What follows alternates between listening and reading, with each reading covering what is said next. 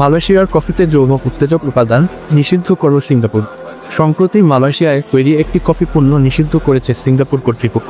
কারণ ওই কফিতে পুরুষের যৌন ক্ষমতা বাড়াতে প্রেসক্রিপশন করা হয় এমন একটি ওষুধ পাওয়া গেছে।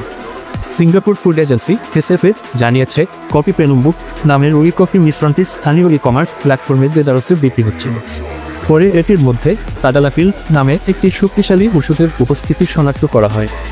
এই ওষুধটি চিকিৎসকের পরামর্শ ছাড়া গ্রহণ করলে মারাত্মক স্বাস্থ্যঝুঁকি তৈরি করতে পারে।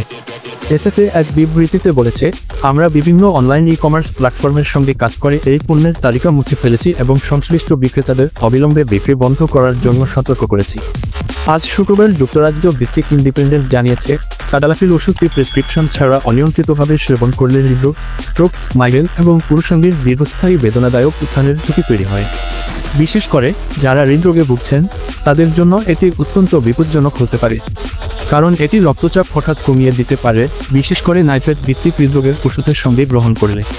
এসএফএ ভোক্তাদের এই কফি না পান করার জন্য পরামর্শ দিয়েছে এবং কেউ যদি এটি সেবনের পর অসুস্থ বোধ করে তাহলে দ্রুত চিকিৎসা নেওয়ার আহ্বান জানিয়েছে। সংস্থাটি আরও বলেছে, ভোক্তাদের অজানা বা অনিরীক্ষিত সূত্র থেকে কেনা খাদ্যদ্রব্য গ্রহণের ঝুঁকি সম্পর্কে সতর্ক থাকা উচিত এবং ক্রয়ের আগে যথাযথ তথ্য সংগ্রহ করা উচিত। এর আগেও সংস্থাটি নিরাপত্তা উদ্বেগের কারণে বেশ কয়েকটি মালয়েশিয়ান খাদ্যপণ্য নিষিদ্ধ করেছিল।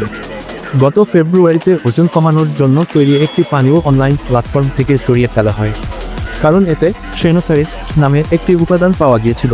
এই উপাদান পেটে ব্যথার সৃষ্টি করতে পারে। এছাড়া গত বছর দুটি ক্যান্ডিতেও ওষুধের উপাদান পাওয়া গিয়েছিল।